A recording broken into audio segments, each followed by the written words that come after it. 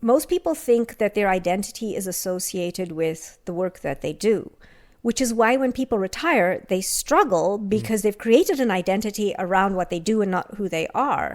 Well, people usually just say, well, I am this because I do that, and that's why I have that. So that formula is a little messed up. Everybody acts a little bit differently. Everybody responds differently and receives and gives differently. And when we start to get curious about that and understand people more, then those interactions just become so much more positive, right? That's the thing about compassionate people is we don't want to cause other people pain. So we're afraid of sharing our pain. So I said to her, if you ever feel that way, message me on LinkedIn. I'll be there for you. Yeah. And that's all it takes, really. Yeah. It doesn't take much. There's the pain of growth and there's pain of suffering.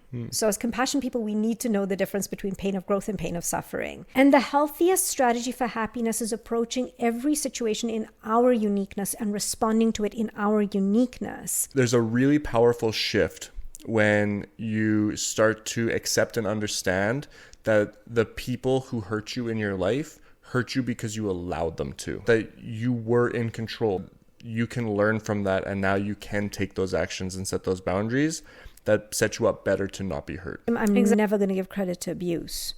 What I would rather say is the abuse prevented me from becoming who I am. And when I stopped it, what was within my control, I had the opportunity to discover who I was.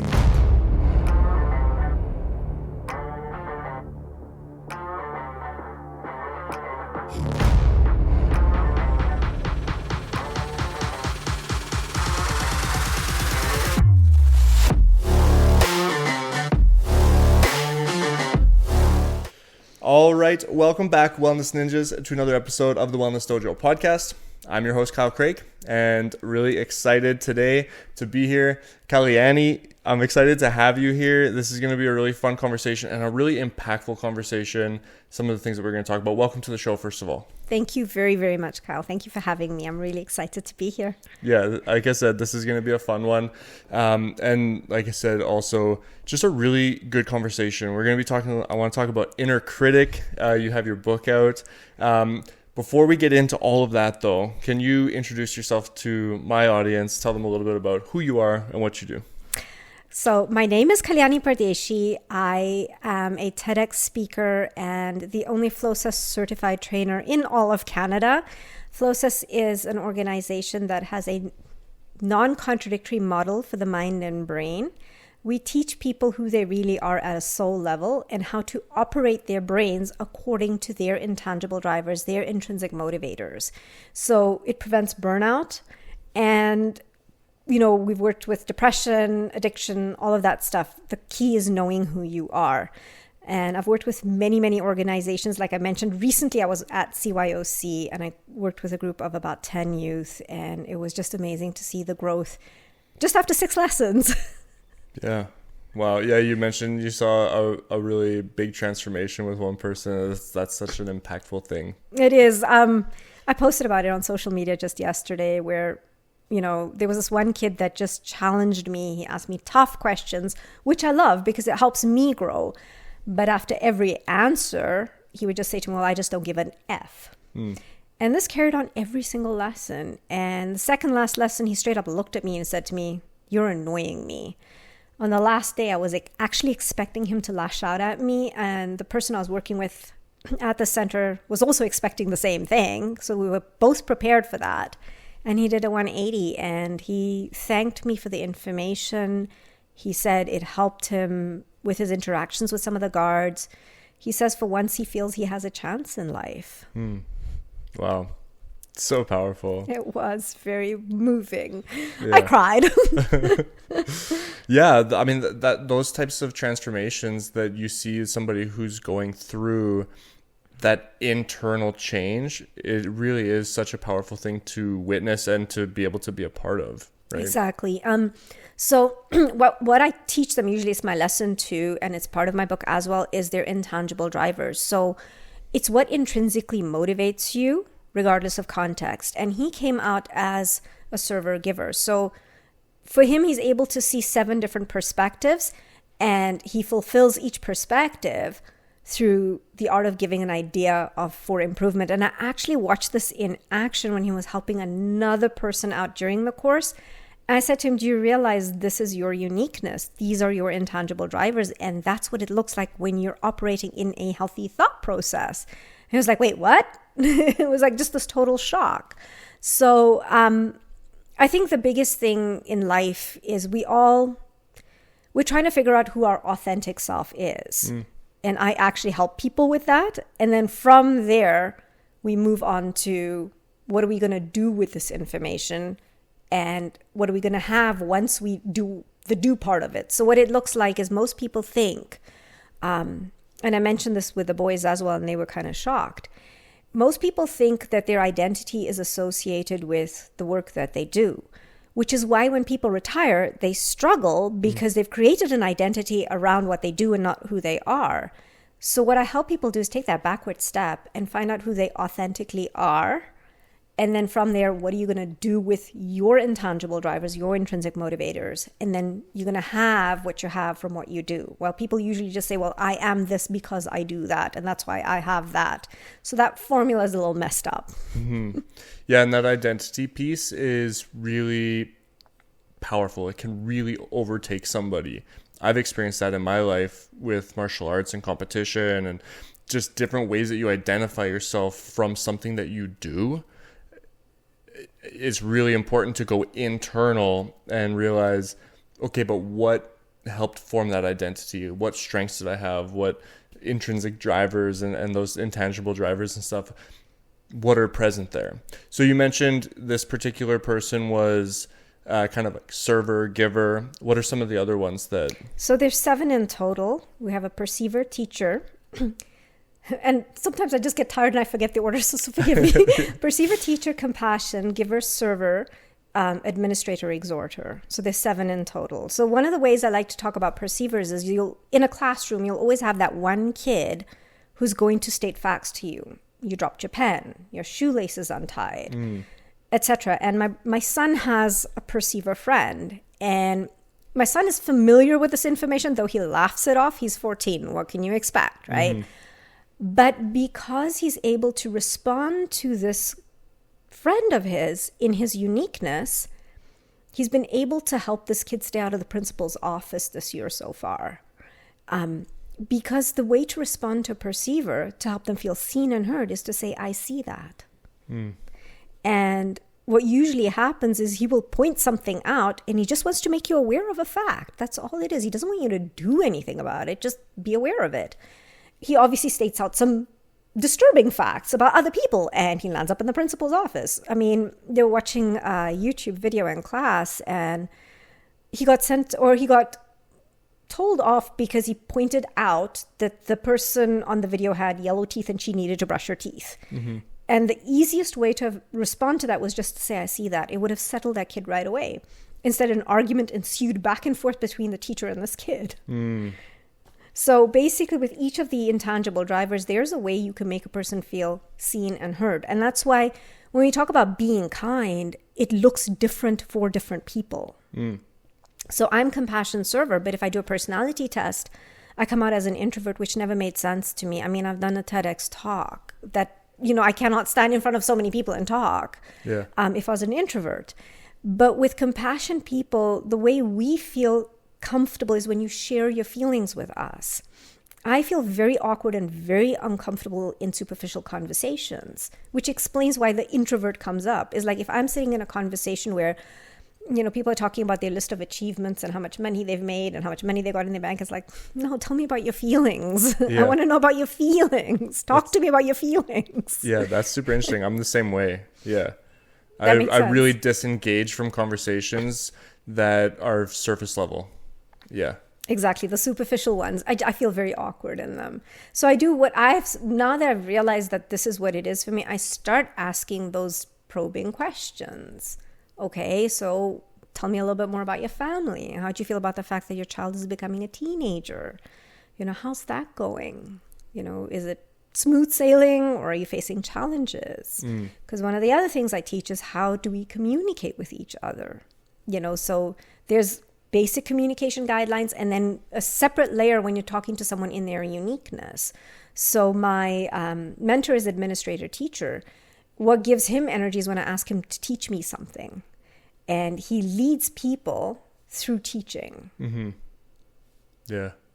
Yeah, it's powerful. And it goes to show why it's so important for us to have an empathetic approach to life and to people, because when we approach people with more understanding and more curiosity for understanding, the interactions do become better, because it's not about this person needs to act this way. Everybody acts a little bit differently. Everybody responds differently and receives and gives differently.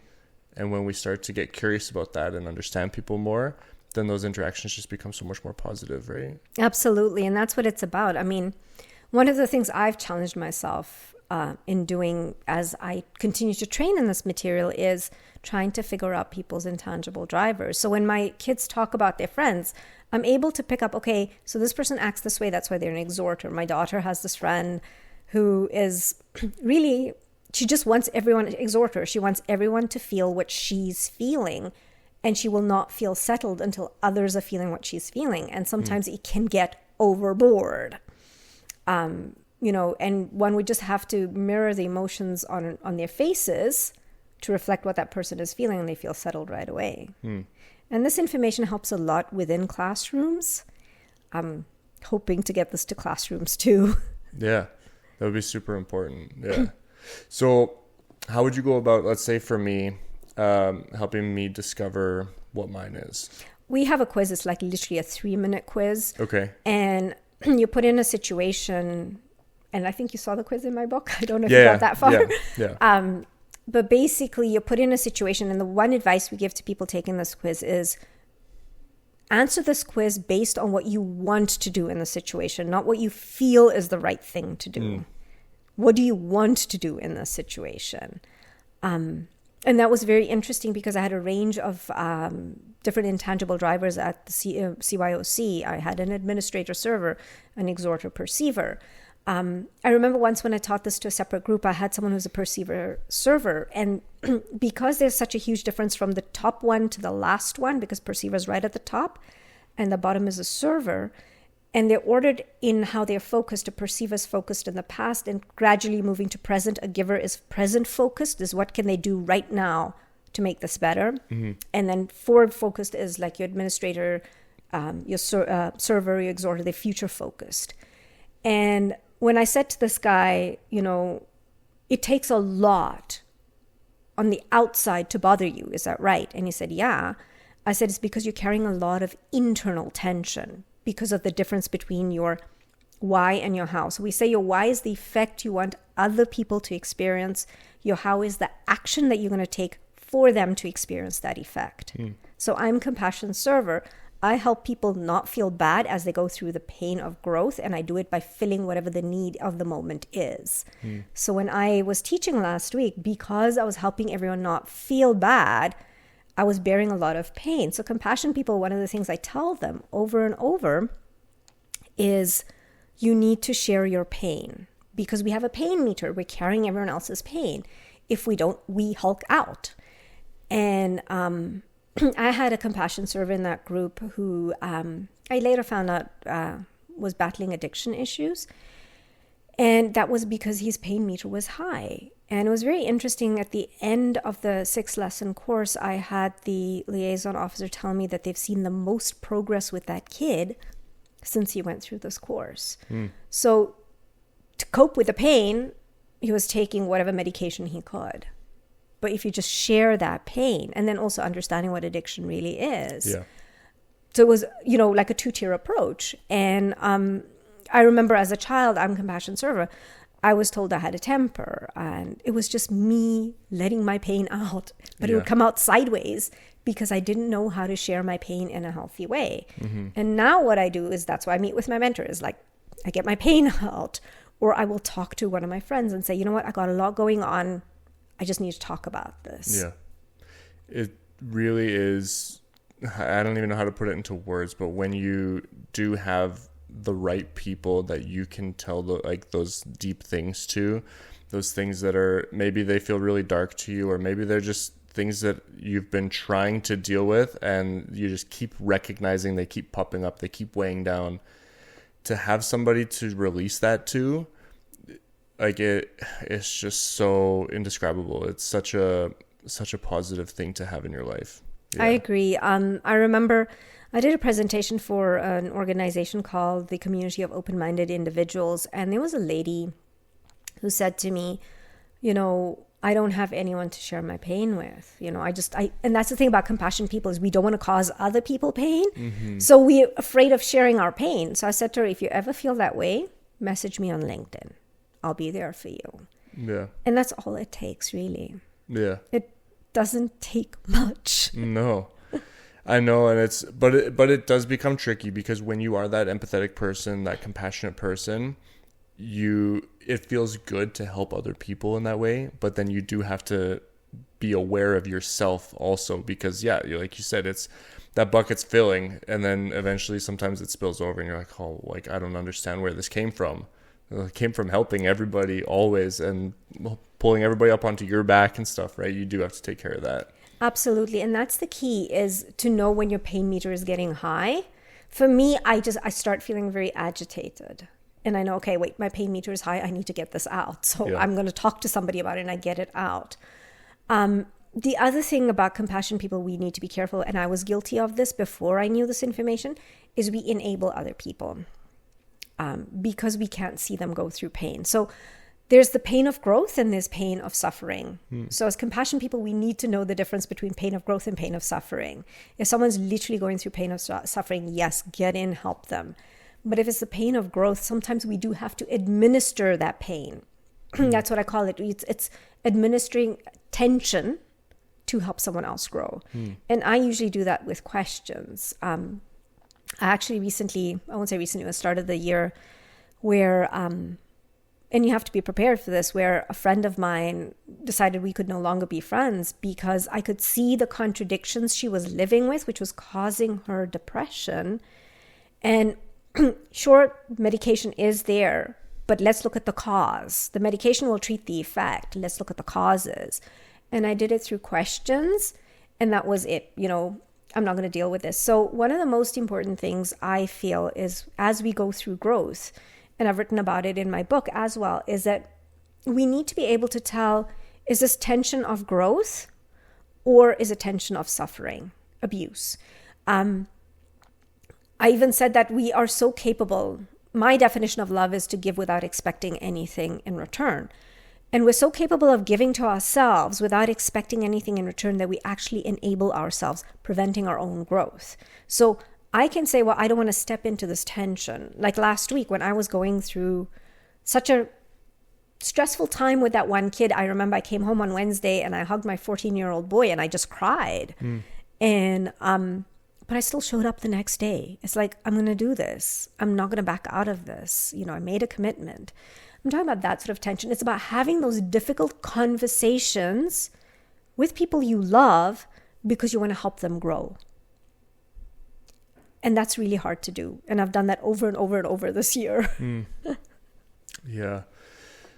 Yeah, it's powerful. It's hard for people to go internal like that, right? And then that it's a tricky dynamic when you're a compassionate person who wants to help somebody, and it sounds like even in a situation with a friendship like that, it's difficult because they have to be willing to go internal and look inside and explore that. Otherwise, they're not going to create that change, right? Exactly. I like how my mentor puts it. He says you need 3 things for growth. You need the right information. You need a good coach to help you through it.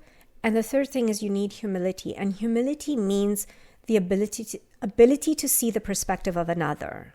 So it's asking myself, is it possible I could be wrong? When I met my mentor, I was into this whole anti-bullying thing. I had a book out. I'd won so many awards. And I was like, okay, that's it. I'm going to get into schools. I'm going to talk about anti-bullying. But everything I was teaching was a solved strategy. And solved strategy results in the law of unintended consequences. You have 3 more problems. So to demonstrate that, let's just say a kid complains about a bully, the bully is now being watched by the teacher.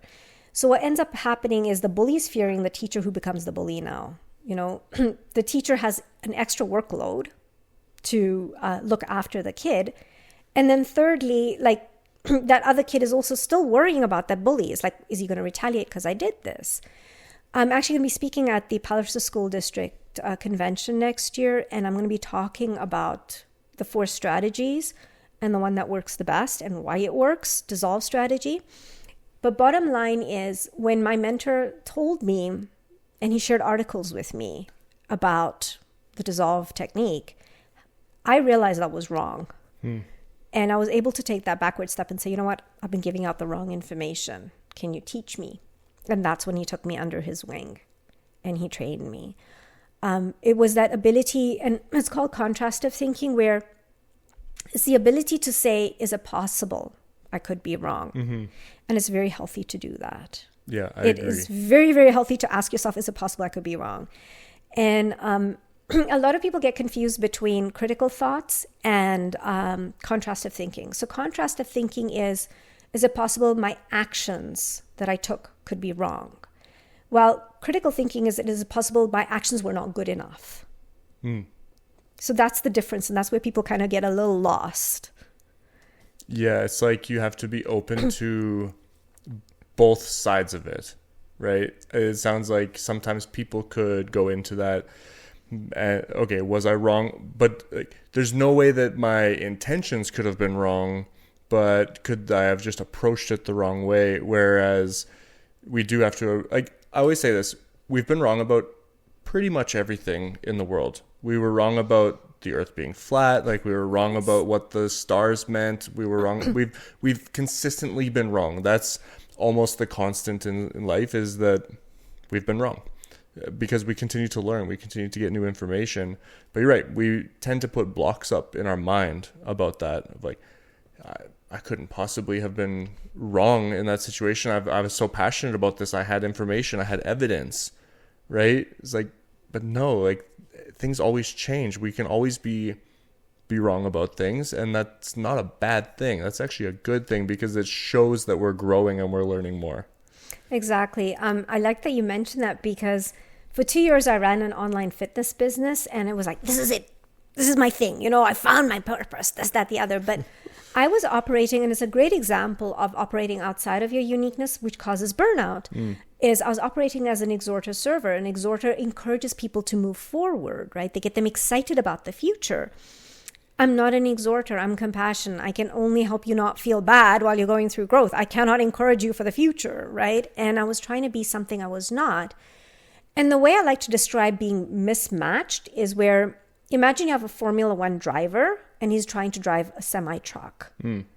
It's not going to go well. And that's what it is. You're headed for a crash. And that's what happened with me, is we can only operate our brains according to our uniqueness in a healthy way for us to be sustainable in everything that we do, where we actually are in certain thought processes that we don't need that vacation. We don't need to run away from the stress.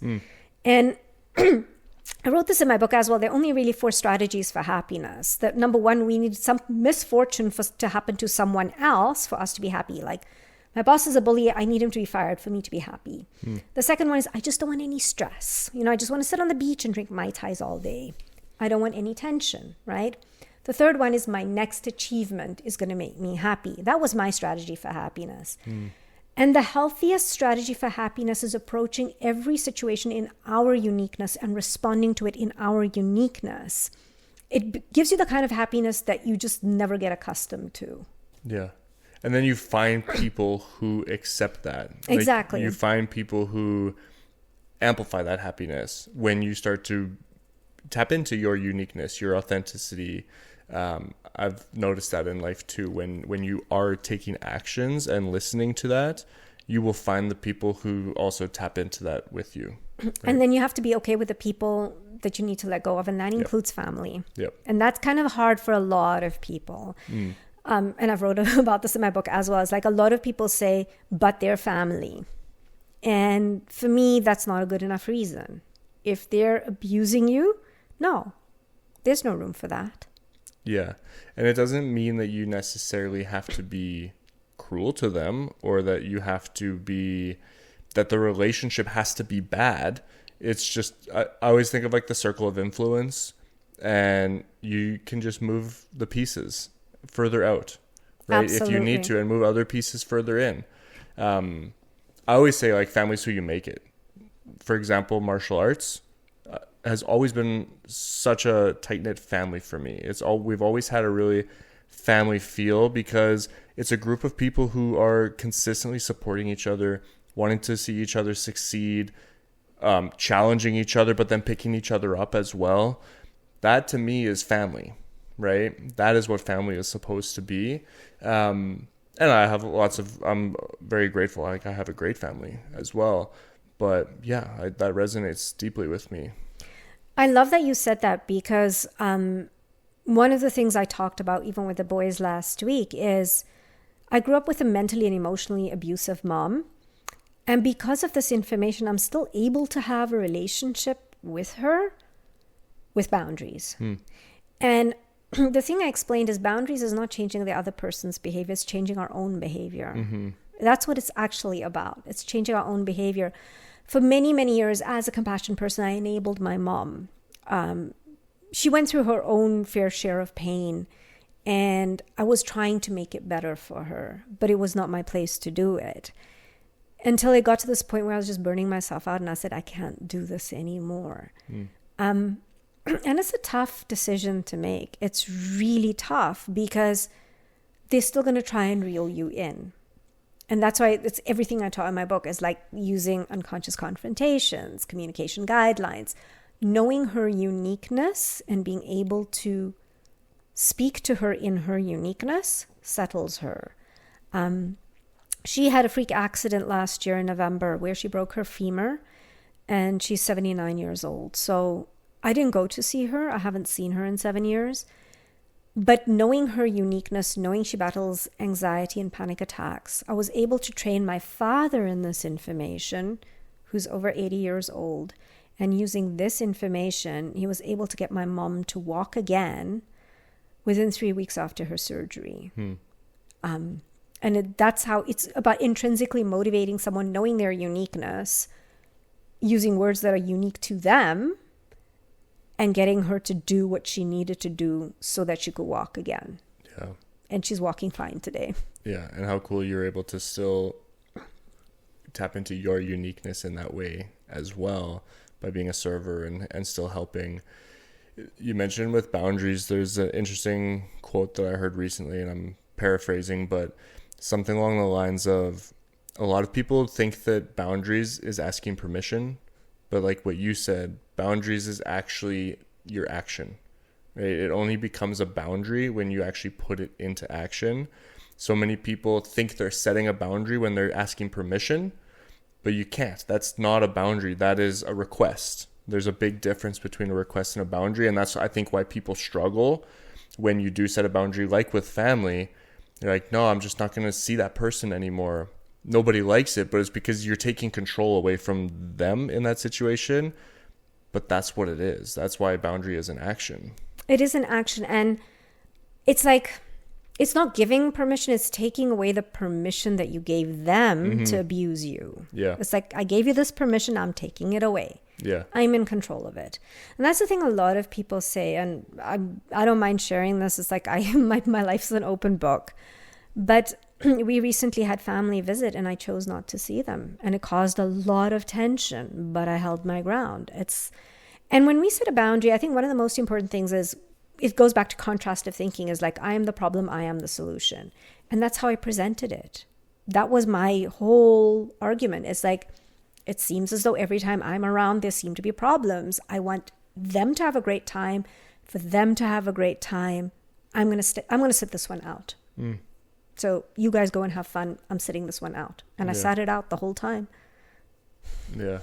I was just thinking this morning, I was going to do a post about it actually, but had this thought in my head, and maybe it's the universe kind of preparing me for this conversation almost.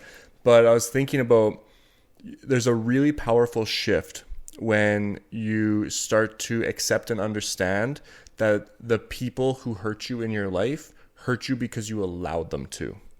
Preach.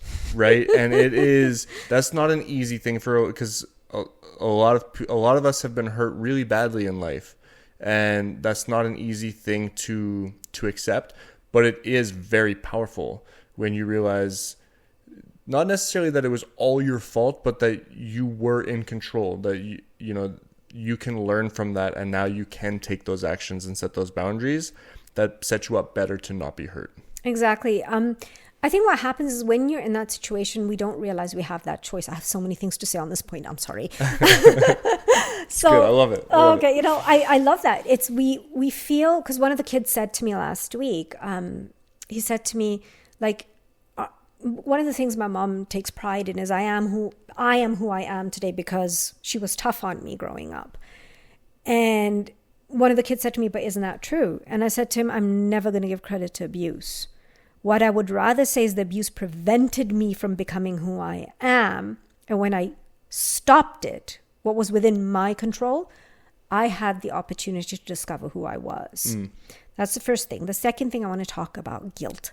A lot of people experience guilt when setting a boundary, and I want to explain what guilt is. Guilt is just information. So our unconscious brain, which is 90% of our brain, is the source of all of our energy. It's where our habits come from, right? And that's where addiction is. So it's basically amoral, it's pattern, no pattern, right? So what happens is when we set a boundary, we've changed a pattern. Our unconscious brain is like, wait, what? What did you do to me? Hang on. But you used to do this before. Now you're doing this? And because it's the source of all of our energy, and we've created a contradiction from what our unconscious brain was used to doing to what we're currently doing, it's going to take energy away from us. So it's going to literally depress us, which is why we feel guilty. Think about how you feel when you feel guilty. You have no energy, right? But if you keep at it and consciously write it out, because your unconscious brain does not know what you're consciously thinking unless you state it out loud or you write it down. So state out loud, write it down, and say, you know what? I no longer want to enable this person to abuse me. Step 1. Step 2, come up with a plan. So if they call, I'm going to do this. If they send me a message, I'm going to handle it this way. Third, make sure you have a mentor or someone, a friend that can take you through the process. Someone maybe who's been through it themselves that can help you through the process. And then you'll be able to manage that guilt very, very well.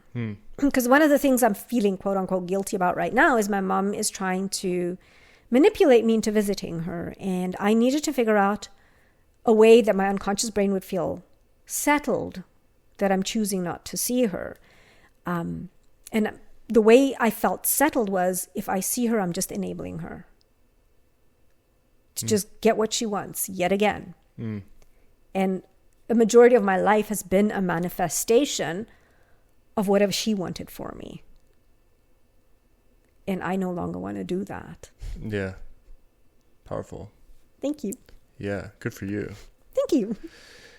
It's very closely tied, it sounds like, when we're setting boundaries with other people and with ourselves, but also this idea of abuse and what we allow, the bullying and the inner critic, right? Where does the line cross back into then how you manage that inner critic with yourself, how you manage like you're talking about like your kind of upbringing and the things that have experienced. Well, there then become like internal beliefs, internal thought processes and patterns that you start to develop. How do you go inside and start to kind of quiet that inner critic and that inner bully? And maybe you can speak also to the difference between the critic and the inner critic and the inner bully. Because I know that's a big part of the book as well. It is a big part of the book. So with the inner critic is awareness. Are you aware of how you talk to yourself? Like one of the things I love to question, and it's one of my slides in almost all my presentation, is like, on a scale of 1 to 10, how hard are you on yourself? The other thing is, like, I always ask, have you ever felt that you're not good enough? Have you been hard on yourself because you felt you're not good enough? It's the awareness. The first thing is the awareness, right? I mean, I realized when I was going through my presentations at CYOC, I was being hard on myself because I was like, I can't reach these boys. I can't reach these boys. I want to reach them. And the way to reach them is unconsciously, not consciously. Anyway, awareness is number one. Number two is we have to ask ourselves is, can I prove this belief or this thought to be true 100% of the time? It's asking, I have those journaling questions in my book. Can I, is this evidence supporting my growth or is it holding me back from growing? Is it true 100% of the time? Can I find evidence to support it? Would I talk to a friend this way? We have to ask ourselves those questions. The thing is that when we say mean things to ourselves, we feel unsettled because our unconscious brain knows we're not that loser. We're not that failure. It knows the truth of who we really are. It knows our intangible drivers. So we feel unsettled. My answer to feeling unsettled was overachievement. So that's what I mean about bullying, right? Self-bullying is what, quote unquote, positive actions are you taking to silence your inner critic? And are those actions actually bullying yourself or are you motivating yourself? Because, and I talk about the 4 principles, causality, non-contradiction, contrastive thinking, and growth mindset. So for an overachiever who's bullying themselves, they're trying to find the cause of bullying themselves is they're trying to find their worth and value in what they do. The contradiction they create is that they're only worthy if they achieve something, right? The contrastive thinking is failure is everyone else's fault. It's not my fault. Yeah.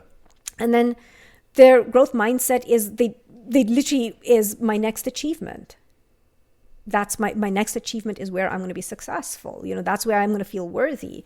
I am not successful. I'm not successful unless if I achieve my next thing. But if you are motivating yourself, then you recognize that you are not what you do, right? When you're seeking your next achievement is because you want to facilitate the purpose and progress of others. The non-contradiction is, I'm not what I do. So if you're bullying yourself, you can be doing comparative thinking, but if you're motivating yourself, it'll be contrastive thinking, where I'm thinking, okay, where did I go wrong in my actions to cause this failure? You're not blaming yourself as a person, you're looking at your actions. Yeah. And then the whole growth mindset is, again, how can I keep facilitating the purpose and progress of other people? How well am I doing the other 3 things?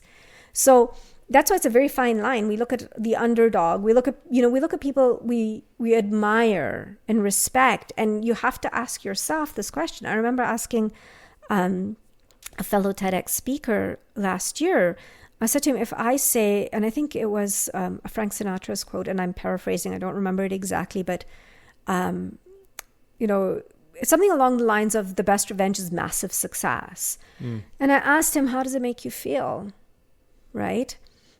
When I say that, he says, no, that really, it gets me excited. It's true. There's nothing better than proving other people wrong. So basically, are you taking the action because someone said something to you? Or do you actually want to take this action? Are you letting the words of other people control your next step? Yeah. You've given the control of your life in the hands of other people. Yeah. Yeah, and I think it comes in levels. I think there's a level of healthy chip on my shoulder that I can use to motivate me. But like you said, you have to explore where is it rooted. I do this monthly meetup called Pod Ninjas, where we meet up and we just discuss one podcast episode that month. And there's a couple things I want to touch on from what you were just saying that kind of sparked from that conversation. But one is this concept of, are you being pulled or are you being, are you driven or dragged? Nice. And it speaks kind of to what you were just saying as well. Are you, where are your motivations from? Are you pursuing that business because you feel like you have something to prove? There's this weight that you need to kind of overcome, or this barrier that you need to break through. And what is the why? What's the purpose behind it? Or are you driven? Are you motivated for, positive, intrinsic motivators because of a purpose, because of wanting to help other people, because of wanting to grow this and that? It's not as easy a question to answer to yourself as just this or that, right? So that really stuck out. But then also in terms of the beliefs as well, you talked about evidence for beliefs. because beliefs are, I always say this, like beliefs are false.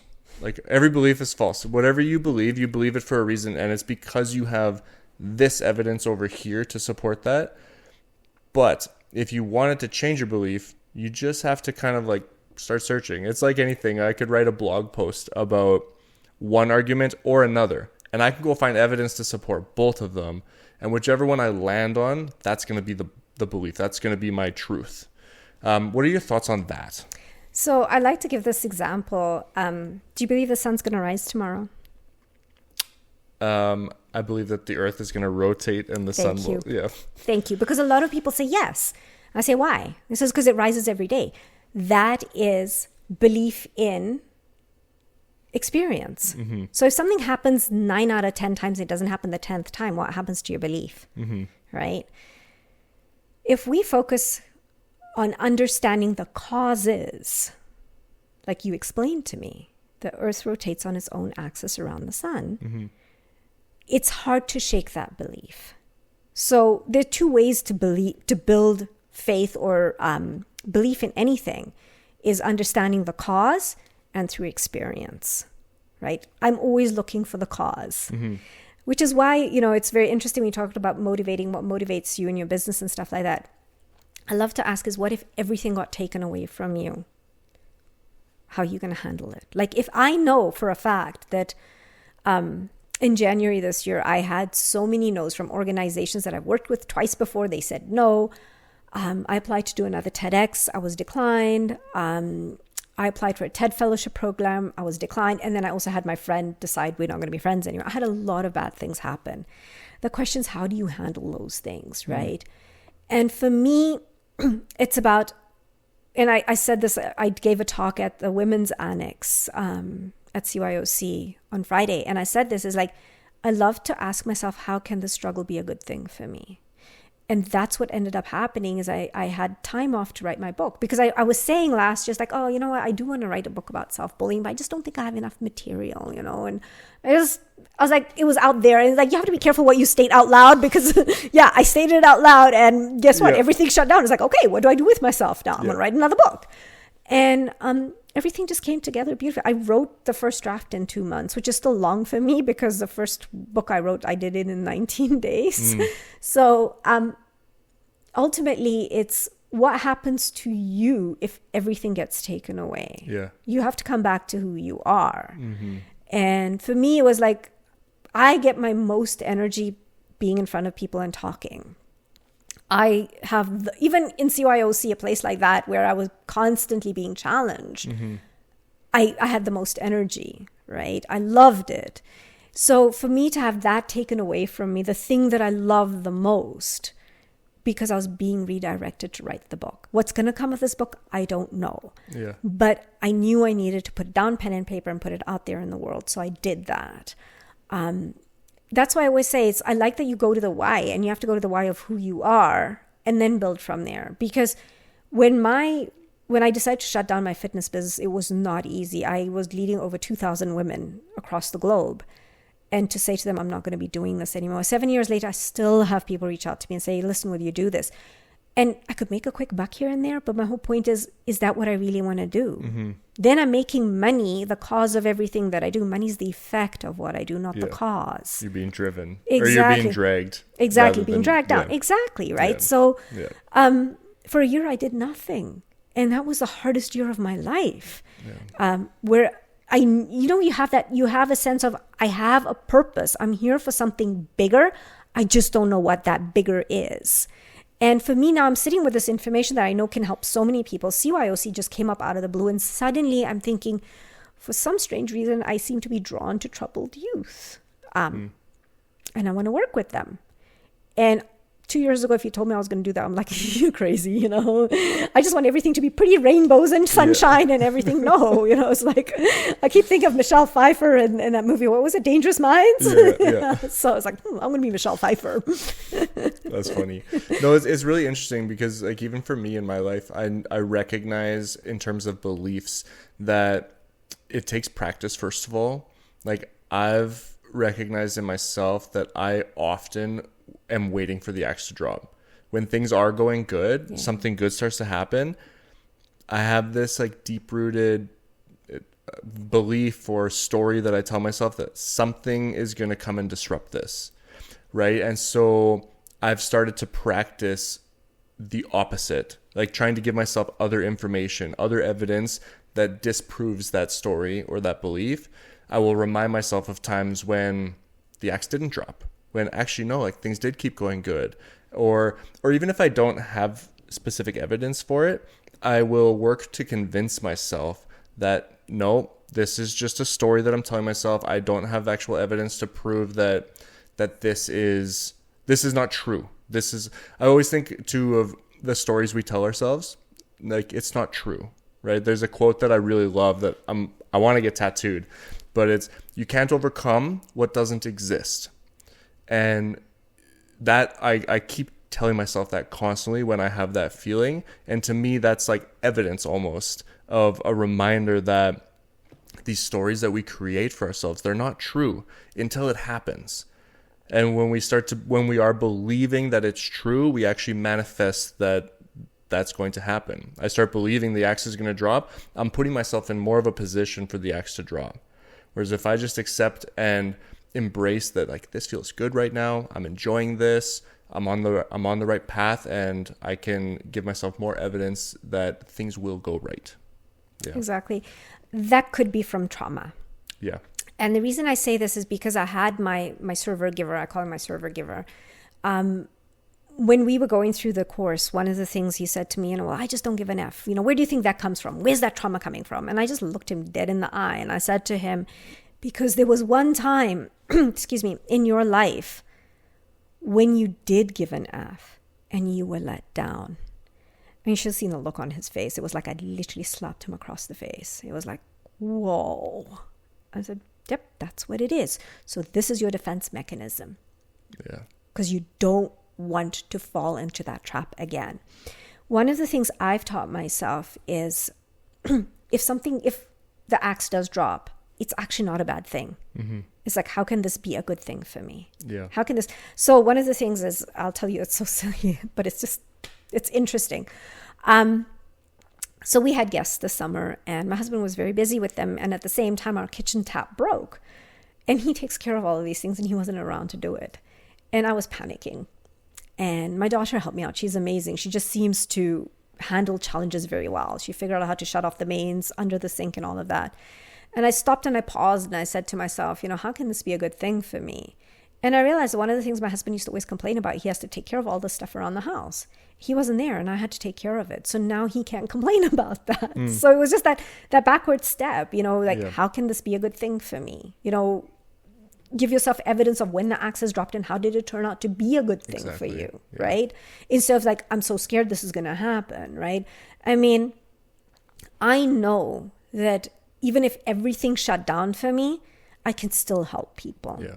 Even if it's just friends through conversation, as long as I am helping people, it doesn't matter where I'm doing it. Yeah. It's like there's always good from everything. Right? Exactly. Yeah. Absolutely. I mean, the example I like to give as was when my husband and I, we lived in South Africa and he just moved to South Africa and he didn't have a job and I just started a job and I got fired from my job. So we were living in a rented place. My dad was paying our rent. He was buying our groceries for us. And I was like, 28, 29 years old, fully dependent on my dad. And it was humbling. And at that time, I didn't have this mindset. But 2 months later, I got one of the best jobs ever. I was working for the largest hotel industry in Southern Africa. It helped me achieve my CPA designation. I could travel the country and stay in 5-star hotels for free. So it turned out to be a really good thing. Mm-hmm. Had I stayed in that old job, I wouldn't have had all these experiences. I wouldn't have gotten my CPA. None of that would have happened. Yeah. All perspective. Exactly. Yeah. Okay, I have a fun question for you. So my last guest wrote down a question and I haven't read it yet. So I'm going to ask you the question and then I'll give you an opportunity to write a question for my next guest as well. Are you up for it? Yep, sure. Okay, let's see what we got. Okay, if you had $1 billion or Jeff Bezos type money, what would you do with it besides like helping family? So what would you do with $1 million or that Jeff Bezos type money? What would you do with it? You can't help family with it. Troubled youth. Like, simple answer. It's funny you say that, because what I did with CYOC, I didn't charge them. And I'm trying to find a way to make it financially viable for me to continue doing this. I just haven't figured out how to do that yet. Yeah, make it sustainable. Exactly. I know, that's always the struggle. Exactly. It's like, I have all these ideas, I have all these things I want to do. How do I make it sustainable for me to live? Yeah. Exactly. And that's where I'm kind of quote unquote stuck right now. And that's why I'm just taking that backward step. I'm reviewing this material because I had a 14-year-old who was kind of struggling with the language in the course, to see how I can reword it without losing its meaning, but making sure I have younger kids who would be able to understand this information. So whenever something like this happens, my backward step is always, okay, what can I do to improve myself so that I can help others? 100%. Instead of trying to go outside and say, okay, where can I find funding to do this? Yeah. Let me see what I can do on myself. Because when we do that, we are showing the powers that may be, the universe, that I'm going to do all it takes on my side to make sure I'm ready to handle this. Yeah. So that you can do your part. Yeah. That's awesome. Well, I have a feeling you're going to do some really great things in this field. So, thank you. Before we wrap things up, where can people get your book so that they can read all this amazing information? It's on Amazon. I do have a link in my bio on Instagram. I posted about it on Facebook. It's not bookmarked, so it won't be on the top. And LinkedIn as well. Okay. Or just get in touch with me on any of the three platforms. And how can people find you? Like, what are your handles on? So, Kalyani Pardeshi, Facebook and LinkedIn. On Instagram, I'm at Kalyani Speaks 049. Awesome. We'll link those in the description for this episode as well. But is there anything else that you wanted to say that you didn't get an opportunity yet? Just basically, doesn't matter what you do. What matters is who you are. Never forget that, because you've been that person from the time you were born. Love it. I love that. Well, thank you so much for being here. This was a really great conversation. I really enjoyed it. I had got goosebumps a couple times. So yeah, this is awesome. And I look forward to future conversations with you as well. Thank you, Kyle. I had a really great time. Thank you so much. And thanks everybody for listening and watching. We'll see you in the next episode.